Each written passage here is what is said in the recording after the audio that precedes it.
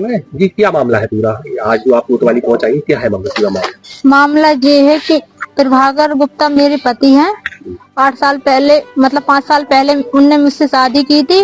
5 साल से हम उनके साथ रह रहे। तो उन्होंने मुझसे कल कहा कि मेहंदी घाटमपुर बालाजी में जा रहा हूँ और तुम प्रसाद खोआ बना लेना, मैं रात में पहुँच जाऊंगा 2 बजे। 8 बजे निकल गए थे, बोले मैं दिन में 1 बजे आ जाऊंगा वापसी। तो 12:30 बजे हमने उन्हें फोन लगाया रात में, तो वो कहने लगे कि अभी हम रास्ते में हैं। हमने गाने की आवाज आई, हम गाने की आवाज आ रही, बोले वो तो ऐसी आ ही रही हैगी और हम रास्ते में 2 बजे पहुंचेंगे। बाकी बात फिर जब हम सुबह जगह हमने प्रसाद बना के पूजा की, बालाजी से हमने अर्जी लगाई। इनका फोन 12:30 के बाद स्विच ऑफ हो गया। फोन स्विच ऑफ हो गया। बालाजी से मैंने अर्जी लगाई कि हे मेहंदी घाटमपुर बालाजी, अगर आप सच्चे हो तो आज हमारी अर्जी स्वीकार करना कि प्रभाकर जहाँ भी हो हमें पता लग जाए। बस हम पूजा में हमने ध्यान किया, उसके बाद हमें एकदम से अजीब से महसूस हुआ कि उनकी शादी हो रही। उसी टाइम हमने बच्चों को आटा रख दिया मार के, 1-1 रोटी बच्चों को देके तुरंत मैं गई। कहाँ गई आप? लॉज कौन सी? आशीर्वाद लॉज में पहुंची, होटल वहाँ पे टैक्सी से।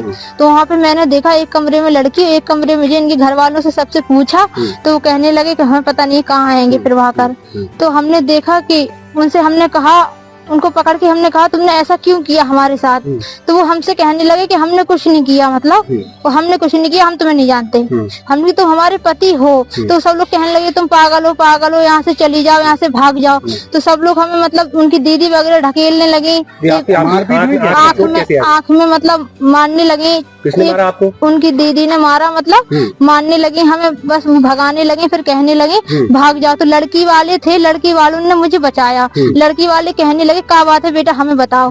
तो हम चिल्लाने लगे, रोने लगे। तो वो कहने लगे हम तुम्हें मारेंगे नहीं, हमें बता दो। गाड़ी में बैठा के उनने आराम से हमसे बात पूछी, बताई। फिर हमें यहाँ पे चौकी कोतवाली ले आए। तो यहाँ पर हम सब लोग बैठे हैं, अब उनको हम बुलवा रहे हैं तो वो आ नहीं रहे हैं। बस इतना आप लोगों से निवेदन है कि वो कौन से आपसे संपर्क भी हो रहा था, उससे बातचीत हो रही थी, क्या बात? उनसे हमारा संपर्क हो रहा था, मुझे बोल रहे थे कि ये वापस ले लो, तुमने जो एप्लीकेशन दिए वो वापस ले लो। तो हमने जो कहा हम वापस ले लेंगे, आप मुझसे आकर अभी कोर्ट मैरिज शादी कर लो। आज नहीं कर रहे तो अभी हमें घर रख लो। कोर्ट मैरिज नहीं की थी? कोर्ट मैरिज नहीं की थी। लगातार वो आपके साथ इतने दिन से रह रहा है, आपके साथ यौन शोषण भी करता रहा, क्या कुछ?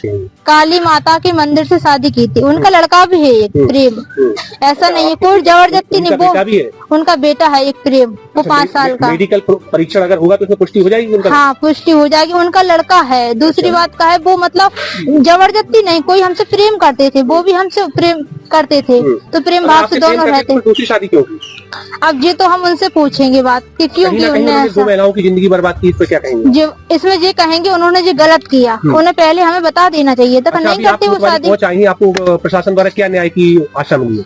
हमें न्याय की आशा जब मिली है कि वो हमें साथ रखेंगे। अब ये आशा मिली है। आप कहाँ रह रही हैं? काशीराम कॉलोनी में रहते हैं। वाली कहाँ की आप? हम भालपुरा के रहने वाले हैं। ये कहाँ है? बड़ावली के पास है। कैसी खड़ी हो? एक मिनट। अच्छा भाई साहब, ये मामला आशीर्वाद होटल में अभी आया, क्या है पूरा मामला? पूरा मामला ये है कि इन्होंने हमको जो है 10 लाख में शादी का संबंध हुआ था और जो है ऊपरी हमारे 10-25 लाख खर्च हो गए हैं।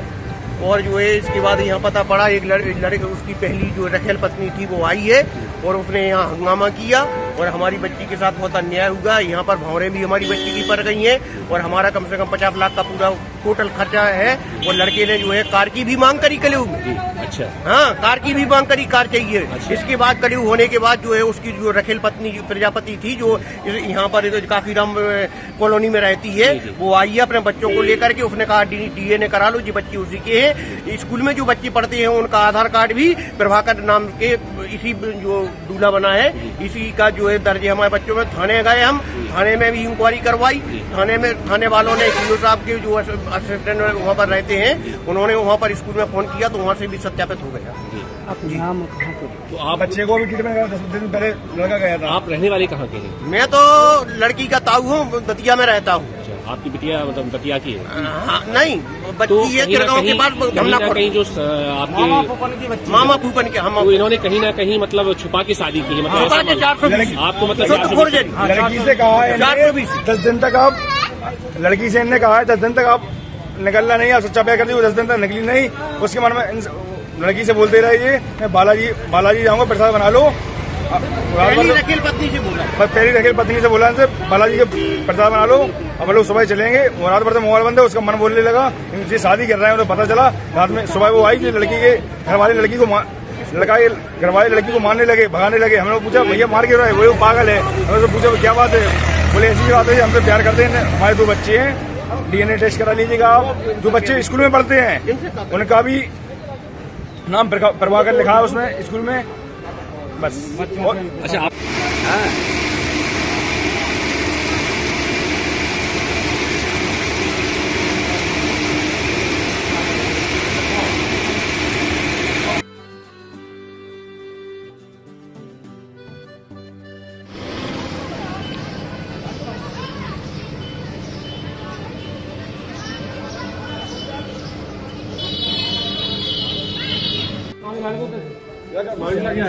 किसी के साथ इतनी की घटना कोई हो और क्या, बहुत बढ़िया भाई लड़की की जिंदगी है, 2 लड़कियों की तभी तो